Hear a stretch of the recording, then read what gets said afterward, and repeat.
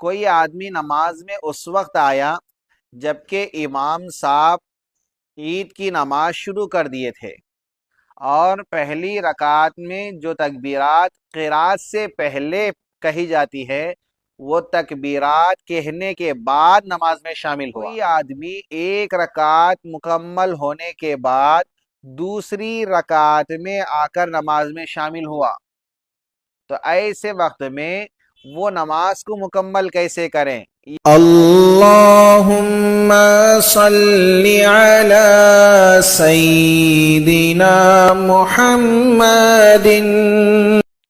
نماز کے کچھ مسائل سمجھیں کہ اکثر ساتھی تو پہلے آ جاتے ہیں، لیکن بعض ساتھی ایسے ہوتے ہیں جو امام صاحب نماز شروع کر دینے کے بعد آ کر نماز میں شامل ہوتے ہیں۔ ان کے ساتھ چند مسائل درپیش ہوتے ہیں جس کا جاننا نہایت ضروری ہے۔ سب سے پہلا مسئلہ، کوئی آدمی نماز میں اس وقت آیا جبکہ امام صاحب عید کی نماز شروع کر دیے تھے، اور پہلی رکعت میں جو تکبیرات قرات سے پہلے کہی جاتی ہے وہ تکبیرات کہنے کے بعد نماز میں شامل ہوا، تو اب وہ کیا کرے گا؟ تو سب سے پہلے نماز میں کھڑے ہوگا، اللہ اکبر تکبیر تحریمہ کہہ کر ہاتھ باندھ لے گا، ثنا پڑھ کے 3 زائد تکبیریں کہے گا، اللہ اکبر کہہ کر ہاتھ چھوڑ دے گا، پھر اللہ اکبر کہہ کر ہاتھ چھوڑ دے گا، پھر اللہ اکبر کہہ کر ہاتھ باندھ لے گا، امام کے ساتھ قرات سنے گا اور اپنی نماز کو مکمل کرے گا۔ تو یہ پہلا مسئلہ ہوا۔ دوسرا مسئلہ، کوئی آدمی نماز میں اس وقت آیا جبکہ امام صاحب قرات مکمل کر کے رکوع میں جا چکے تھے، تو اب اپنی نماز کیسے پورا کریں؟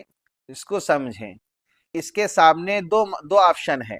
نمبر 1، اگر اسے مکمل طور پر یقین ہے کہ میں 3 زائد تکبیریں کہہ کر رکوع کو پا سکتا ہوں، تو ایسے وقت میں یہ تکبیر تحریمہ کہے گا، پھر اس کے بعد 3 زائد تکبیریں کہہ کر رکوع میں چلا جائے گا۔ یہ اس وقت ہے جبکہ اسے یقین ہو کہ مجھے رکوع ملے گا اور مجھے رکعت مل جائے گی، تو اس وقت یہ 3 زائد تکبیریں کہہ کر رکوع میں جائے گا۔ اگر اسے یقین نہیں ہے کہ میں 3 تکبیریں کہنے سے پہلے ہی امام صاحب رکوع سے اٹھ جائیں گے، تو ایسے وقت میں یہ صرف تکبیر تحریمہ کہہ کر ہاتھ باندھ دے گا اور اس کے بعد یہ رکوع میں چلا جائے گا۔ تو یہ ہوا دوسرا مسئلہ۔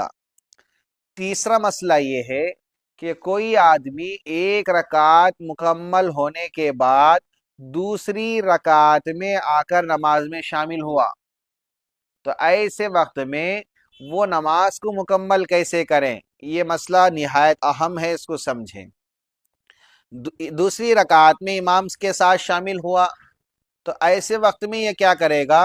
امام کے ساتھ ایک رکعت مکمل کر لے گا، دوسری رکعت کے لیے کھڑا ہوگا، تو کھڑے ہو کر وہ ثنا پڑھے گا، پھر الحمد سورہ پڑھے گا، پھر ضم سورہ پڑھے گا۔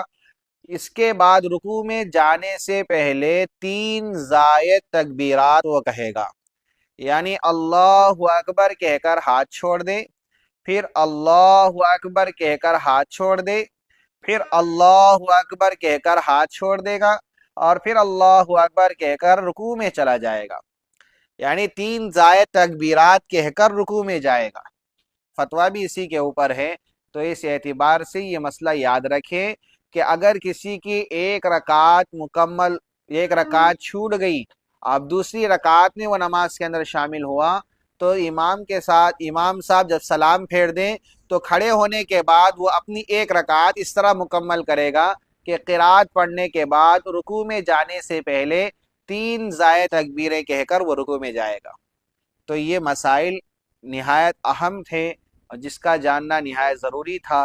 اللہ تعالیٰ سے دعا گو ہوں کہ اللہ تبارک و تعالیٰ عمل کی توفیق مرحمت فرمائے۔ آمین۔ وما علینا الا البلاغ۔